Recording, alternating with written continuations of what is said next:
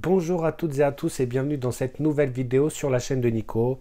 Aujourd'hui, on va voir une vidéo sur la Laser Xtool D1. Allez, c'est parti.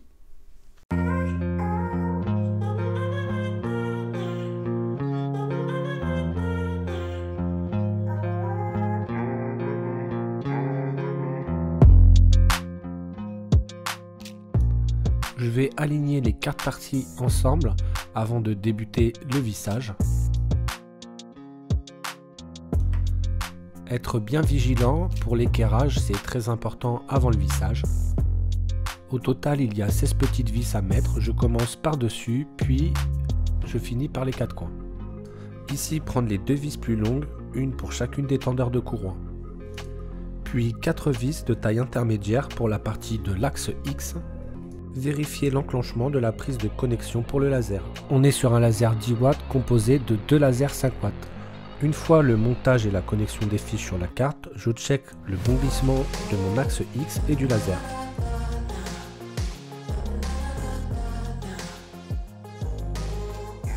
On a à notre disposition également 2 PDF. Ici, le premier, donc c'est avec le bois et l'acrylique. On a les différents bois qui sont nommés avec l'épaisseur, une colonne épaisseur, une colonne de process, c'est-à-dire le process c'est quoi? C'est si on va couper ou graver.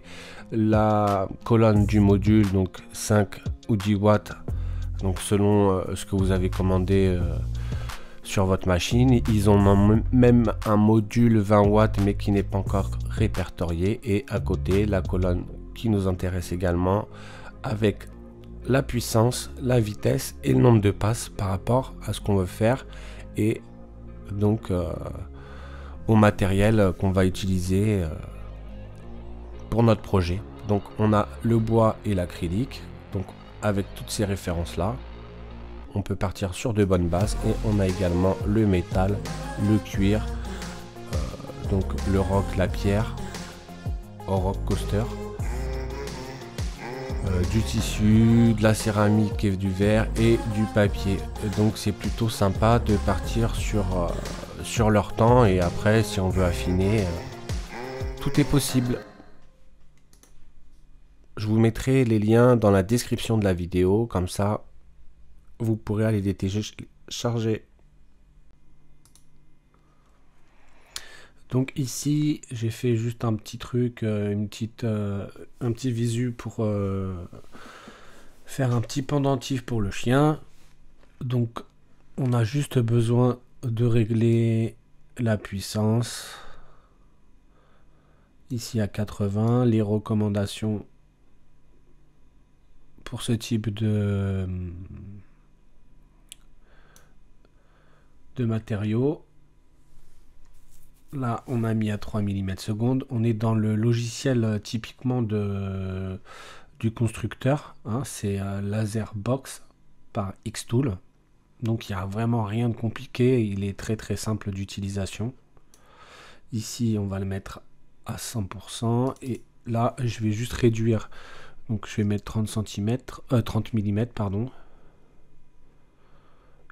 Après, je vais faire... Après, je vais donc connecter ici. Là, on peut voir que c'est marqué empty, c'est normal, la machine n'est pas allumée.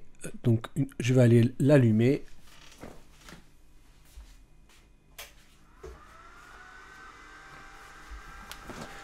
Normalement, on doit l'entendre, le ventilateur. Bam, je fais...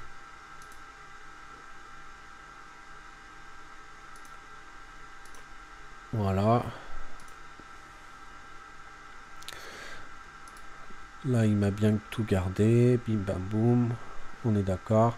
Maintenant, je fais Star F6. Et ici, donc, j'ai ma visualisation. Le point bleu, c'est mon laser. Je veux qu'il commence au point du milieu. Je vais faire un framing. Alors le framing c'est quoi? C'est ce qui va nous permettre de voir où le laser il va faire son tour en fait de notre dessin, de notre shape là. Et en faisant le tour, ça va nous déterminer en fait si la surface qu'on va essayer de graver, elle est plus ou moins bien placée. Donc on se retrouve sur le site de xtool.com. Ici, c'est toutes les machines, les packs différents, les différents packs qu'ils ont. On peut voir le prix qui change. Ici, il y a le RA2 Pro. Donc c'est leur nouveau produit qu'ils ont lancé là très récemment. Donc c'est pour graver. Également, c'est un peu plus sympa que le Rotary où on va poser par exemple notre cylindre ici. C'est réglable. Donc là c'est le 5 watts. Là on a le 10 watts. La machine seule. Donc il y a vraiment différents packs. Hein. Donc ça a l'air vraiment sympa aussi comme outil. Après ils ont également, on va aller dans accessoires. Ils ont un Air Assist. Donc le RA2 Pro, c'est ce dont je vous ai parlé à l'instant. Voilà, ça nous permet en fait d'attacher le cylindre et de graver par-dessus.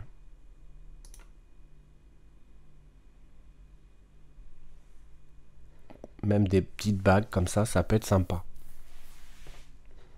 Donc ça, c'est un nouveau produit qu'ils ont lancé récemment. Donc je retourne sur machine.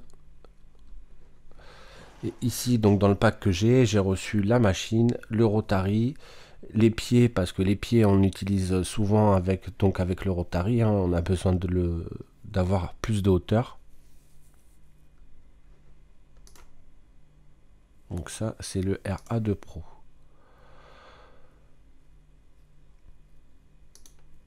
On a vu aussi, ils ont un module 20 watts. Donc c'est cool aussi. Après, ce que je voulais vous montrer, c'est surtout comment faire pour installer Lightburn. Donc en premier lieu, il faut aller donc dans support. Là, on va aller dans Explore, Support Center. Lorsque je vais cliquer sur Support Center, en fait, ça va m'amener ici. Et après, on a toutes les étapes.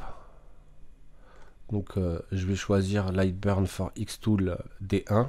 Et on a toutes les étapes de comment on doit installer pour pouvoir avoir accès à Lightburn. Alors, ce qui est bien important, c'est déjà donc d'installer leur logiciel à eux, Laserbox basique, parce que ça va nous permettre de faire les mises à jour, de regarder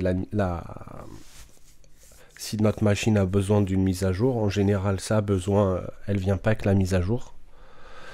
Donc c'est très simple, on la connecte en USB, on clique sur le bouton de mise à jour, la mise à jour se fait.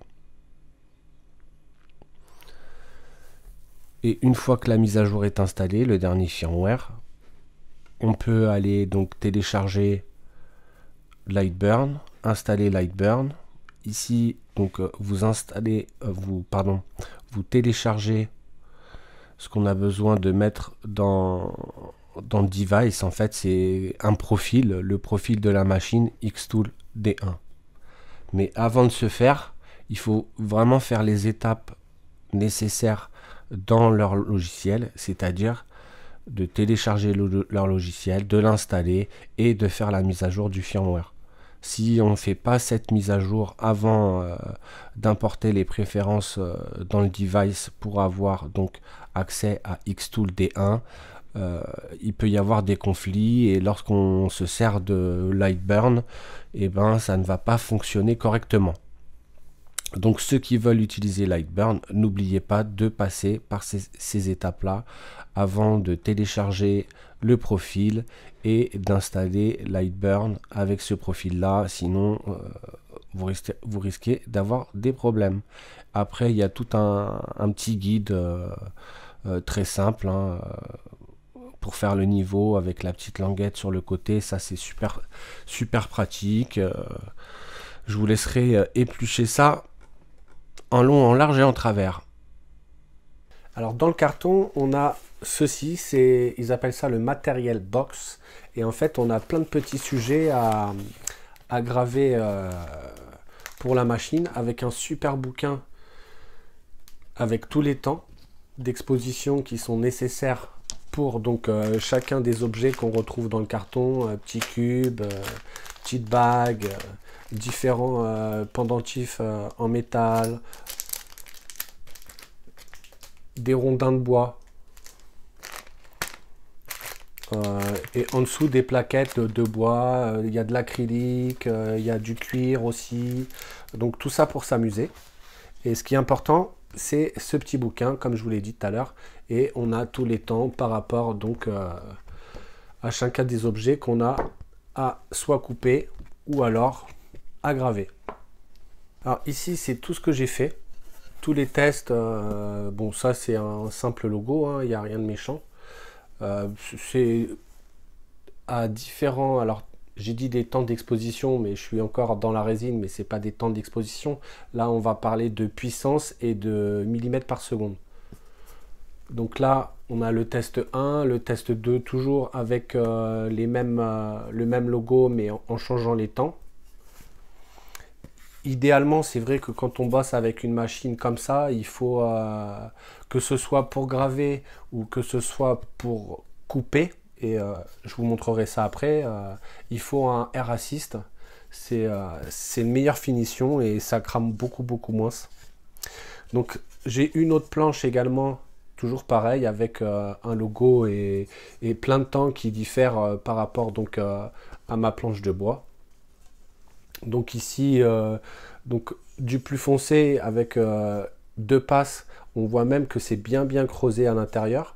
Donc ça, je pense que j'en ferai peut-être, voire même sûrement, une autre vidéo sur ce thème-là spécifique, de la façon à bien creuser un sujet et pourquoi pas remplir de résine ou trouver des trucs bien sympas à faire. Après, ce que j'ai fait, je me suis amusé également donc à graver sur une carte métallique, hein. Donc petit logo YouTube, la chaîne de Nico, et ça c'était la première. Et la première, on peut voir que c'était pas tout à fait droit. Donc c'est vraiment super important quand on lance, avant de lancer en fait la gravure, c'est de bien caler son objet pour que ça bouge pas, parce que la moindre imperfection, ben après forcément on va se retrouver la répercussion sur le résultat final. Donc ici j'ai vraiment bien aimé au niveau des cartes en métal, comme ça c'est très fin pour faire des cartes visite stylées, franchement c'est super propre quoi. Donc ça j'adhère à fond. Ce que j'ai fait aussi, c'est un petit gravage miroir. Donc là on le voit, je vais rapprocher, on voit il y a les deux logos qui sont superposés. Il y en a un qui est plus foncé que l'autre. C'est pareil, c'est des tests à différents niveaux de puissance et de rapidité. Donc ça c'est pareil, il y a plein de trucs à faire sur les miroirs, c'est énorme à mettre de la lumière. Un petit peu un style de litho en fait, on va dire, sauf que c'est fait avec un miroir. Également sur du métal, un petit collier pour le chien.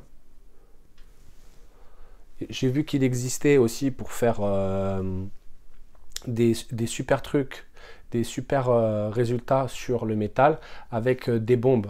Donc des bombes on appelle ça du metal coating, que ça soit du noir, j'ai vu du blanc et style un effet cuivre. Enfin, les bombes coûtent assez cher, c'est entre 40 $ et même voire plus, pour avoir des teintes un petit peu spécifiques, autres qu'avec le laser directement en fait sur le métal. Bon ça c'est pareil, franchement c'est super joli.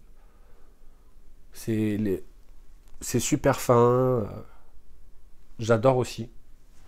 Je suis vraiment tombé amoureux de cette machine. Donc toujours pareil, mes petits tests avec le logo. Là c'est juste une planche, on peut voir qu'elle n'est même pas découpée correctement, hein, mais le but c'était pas ça. C'était donc de voir le positionnement toujours avant de se lancer sur son projet on va dire, finale, faire des tests en fait pour bien placer ces sujets, c'est super important. Et après, je me suis amusé aussi à découper pour voir, en fait, découper sans air assist. Bon, ça découpe, hein, là-dessus, il n'y a pas de problème, mais c'est un petit peu dommage parce que là, c'est le côté propre de la chose. Et ici, donc en fait, voilà ce que ça fait. Hein. Là, j'ai poncé un petit peu les bordures. Je ne sais pas si on se rend bien compte à la caméra ou pas. Mais c'est bien plus noir, hein, normalement. Donc ça, c'est du 5 mm.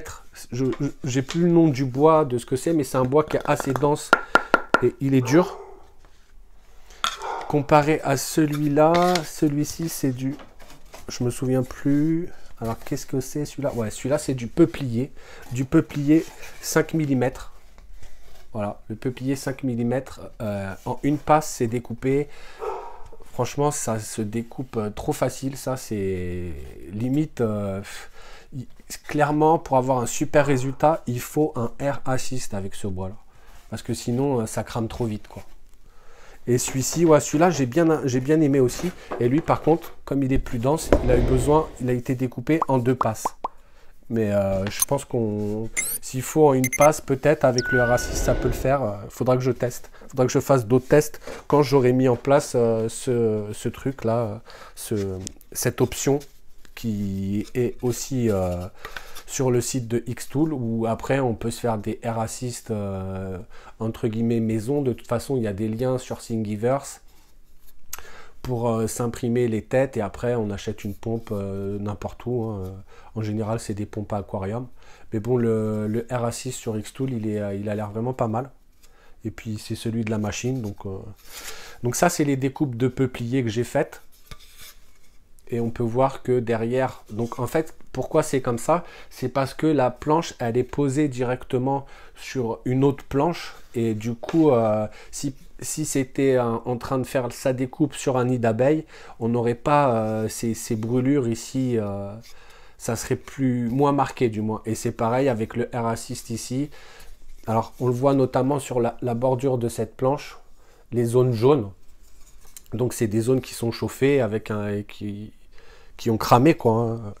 Et du coup, ça minimise grandement le fait d'avoir un Air Assist. Donc, un de ces 4, ça sera apporté à la machine. Ça va être une bonne upgrade. Maintenant, il y a aussi la partie du Rotary. Donc, le Rotary, c'est cet objet-là. Donc, on le connecte directement sur la carte mère de la machine. Hein. Ici, on a juste une vis à dévisser et à adapter au diamètre de la pièce qu'on a besoin de graver. Donc, ici, c'est pour 3,50. Après, c'est 45-60 et 60-70 mm. Donc, à chaque fois, rien de bien compliqué. On enlève la vis, on se décale et on se décale. Après, ce qui est important, c'est de bien le positionner. Mais ça, on le verra dans d'autres vidéos plus tard. Le but avec ça, c'est que j'arrive à graver du verre. Et le verre, en l'occurrence, je ne parle pas d'un miroir, je parle de verre. C'est un petit peu plus complexe. Donc, une fois que je vais me pencher dessus, on reviendra en détail dans d'autres vidéos. Ici, ce que j'ai fait, c'est que j'ai imprimé 4 pieds pour bien caler la machine. Comme ça, donc ça a été imprimé sur l'Artillery X1. C'est vissé et ça bouge plus sur ma petite planche. Ce que j'ai fait en plus, c'est que sur la planche, on a donc tout un quadrillage. Et ça, c'est le top du top pour pouvoir bien caler, notamment, quel qu'il soit. Je peux bien me mettre mes planches. Je sais que c'est droit, que c'est pas de travers. Donc ça, franchement, c'est un super outil que vous pouvez retrouver. D'ailleurs, je vous mettrai le lien dans la description de la vidéo. C'est sur Thingiverse. C'est un maker qui a fait ça. C'est pareil, c'est comme les pieds. Hein, c'est la même personne, d'ailleurs. Donc, je vous mettrai ces liens dans la description de la vidéo. Et ça, c'est une option que, honnêtement, la machine, elle bouge pas. On a la grille, c'est parfait pour bien se caler. J'espère que cette vidéo sur la Xtool D1 vous a plu. Si vous avez besoin de plus d'infos, n'hésitez pas à me laisser des commentaires, à me poser des questions. C'est super important aussi pour YouTube. Exemple, si vous êtes abonné à ma chaîne, vous activez la cloche des notifications, mais que vous mettez pas de like, qu'on ne communique pas ensemble, genre dans les commentaires, ou qu'il n'y ait pas de partage. Si demain je ressors une vidéo, et ben en fait YouTube il va même pas vous envoyer de notif comme quoi j'ai sorti une nouvelle vidéo. C'est super important en fait maintenant, même si vous avez activé la cloche des notifications, de mettre des j'aime, que ça soit un j'aime ou un j'aime pas, ou surtout des commentaires et de partager. Donc ça c'est une info que j'ai eue il n'y a pas longtemps là. Donc encore une fois merci à tous de me suivre et je vous dis à très bientôt pour une prochaine vidéo. Ciao les makers.